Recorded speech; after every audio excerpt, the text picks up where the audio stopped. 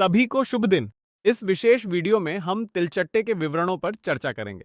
अब तिलचट्टे की सबसे सामान्य प्रजाति है पेरीप्लैनेटा अमेरिकाना। इसलिए तिलचट्टे के बारे में जो भी विवरण हम जानेंगे वे विशेष रूप से इसी प्रजाति पेरीप्लैनेटा अमेरिकाना से संबंधित होंगे। अब जिस संघ में पेरीप्लैनेटा अमेरिकाना या तिलचट्टा आता है वह है आर्थ्रोपोडा। आर्थ्रोपोडा संघ जो कि पशु जगत का सबसे बड़ा संघ है और तिलचट्टा वर्ग इंसेक्टा में आता है। तिलचट्टे की लंबाई की बात करें तो यह 34 से 53 मिलीमीटर लंबा होता है। अगर हम इसे सेंटीमीटर में बदलें तो हम कह सकते हैं कि यह 3.4 से 5.3 सेंटीमीटर लंबा होता है। अब तिलचट्टों के आवास की बात करें तो ये नम जगहों पर रहना पसंद करते हैं, यानी ऐसी जगहें जहां नमी अधिक होती है। उदाहरण के लिए नालियां, रसोई की पाइपें आदि। ये जीव रात्रिचर होते हैं, यानी ये रात में बाहर आते हैं। ये जीव सर्वाहारी होते हैं, ये सब कुछ खाते हैं। अब एक विशेषता है जो नर और मादा में अंतर करती है। अब नर तिलचट्टों के मामले में उनके पंख पेट के सिरे से आगे तक फैले होते हैं, इसलिए नर तिलचट्टों को इस विशेषता से पहचाना जा सकता है।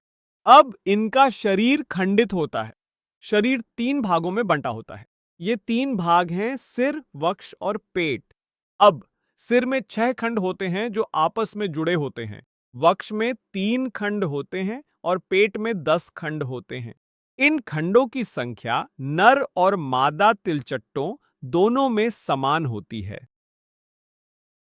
अब एक संरचना की बात करते हैं जिसे स्क्लेराइड्स कहा जाता है। अब हम अच्छी तरह जानते हैं कि आर्थ्रोपोडा संघ की विशेषता है कि उसमें काइटिन का बाह्य कंकाल होता है। इसका मतलब है कि तिलचट्टे के मामले में भी काइटिन मौजूद होगा। अब जैसा कि हमने देखा था, तिलचट्टे का शरीर इन खंडों में बंटा होता है।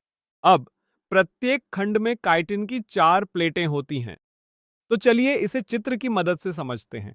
तो मान लीजिए कि यह एक छोटा सा खंड है जो तिलचट्टे के शरीर में मौजूद है। अब यह छोटी प्लेट ऊपरी तरफ मौजूद होगी। ऊपरी तरफ को पृष्ठीय डॉर्सल पक्ष कहते हैं।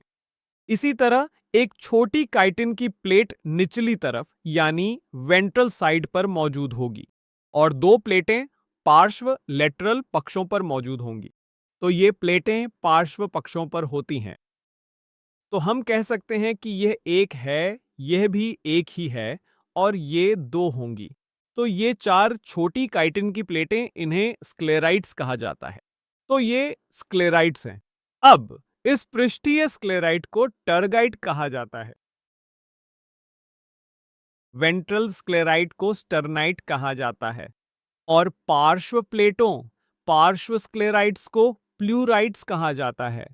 तो ये 4 प्रकार के स्क्लेराइड्स हैं। अब ये स्क्लेराइड्स एक झिल्ली द्वारा जुड़े होते हैं और उस विशेष झिल्ली को आर्टिकुलर मेम्ब्रेन या हम इसे आर्थ्रोडियल मेम्ब्रेन भी कह सकते हैं।